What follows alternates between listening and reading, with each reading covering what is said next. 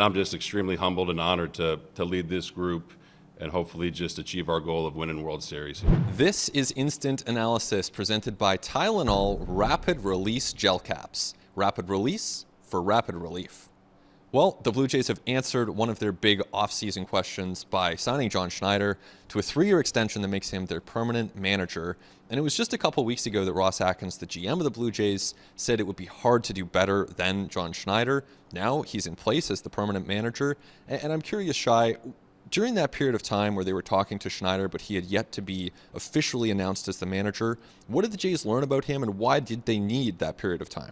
It's really interesting, Ben, and if you think about it, when essentially they got together in the middle of the season, it was a situation where, look, they had to make things work because everything was going on. It's not like they could call a timeout and say, hey, we got to work through our plans and figure out how this is going to function. They had to just get through the season. They did that. And at the end of the year, both the Blue Jays and John Schneider had a bit of an opportunity to take a breath and say, well, what do we really want this relationship to look like?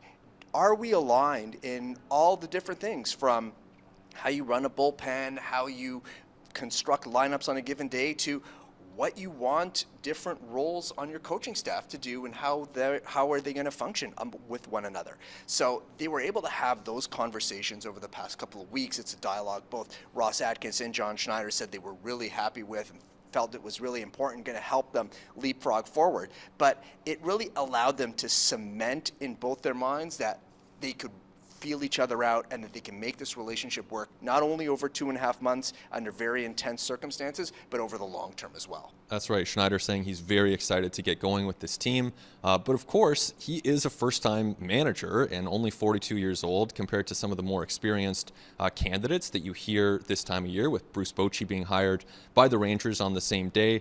Now, the last time the Blue Jays hired a manager, it was also a first-time manager, and for a while it worked with Charlie Montoyo, but in the end, it didn't. So, Shai, why do the Blue Jays believe that it will be different this time? Well, one of the places to start with is that they had a sneak preview on this. They understand how it works. They've seen John Schneider in action under very intense circumstances with very high stakes because the team's season was really on the brink at that point. And so he comes in as a bit more of a known commodity, whereas with Charlie Montoyo at the time, there were a lot of projections about how he's going to grow into the role. And so they've had the conversations about how this is going to work. They've had a sneak preview of how it's already worked already. So it's not like they're starting from scratch. They're starting from a place that ended up being quite good with John Schneider leading the team to 46-28 mark. And now they can put steps into place to try and make it work better. And from here, they have to finalize their coaching staff and, of course, get started on the off-season, what should be a very busy period of time for the Blue Jays.